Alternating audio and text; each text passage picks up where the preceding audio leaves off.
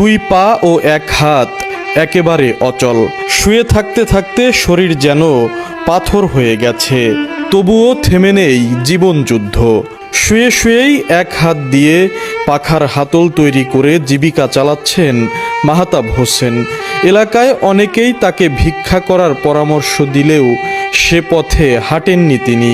আত্মসম্মানই তার সবচেয়ে বড় শক্তি। কাজ করেই বাঁচতে চান মাহতাব হোসেন।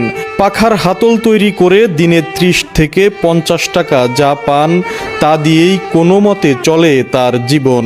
40 বছর বিজনেস হয়, হচ্ছে 40 বছর বিজনেস হওয়াতে যে হাতের কাম এক মাথার বেল্ট খাটা করার পরে আশপাশে মানুষ কি মিলে যায়, দুটো চেয়ার দর করায়, তখন দেখা যায় যে নাই তো কিছু, বাড়ি ঘর কিছু নেই আমার, এতে বাপ মা সব বলে গেছে।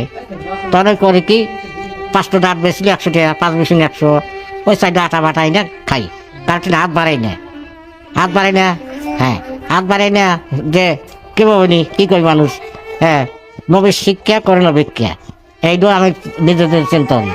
মানে আল্লাহ এইটার থেকে যা কামাই হয় 200 টাকা একটু সদাই দেখাই কি 200 টাকা আটা আনলাম, আইনা 2 রুটি মিটি খাইলাম, এই যে ঘরে চলতেছে আমি।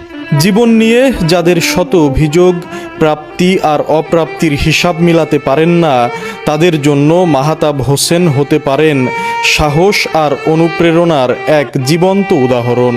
অভাব কিংবা সাময়িক কষ্টে যারা হতাশ হয়ে পড়েন, তারা একবার মাহতাবের জীবনের দিকে তাকিয়ে ভাবুন, এতটাও কি কষ্টে আছেন আপনি?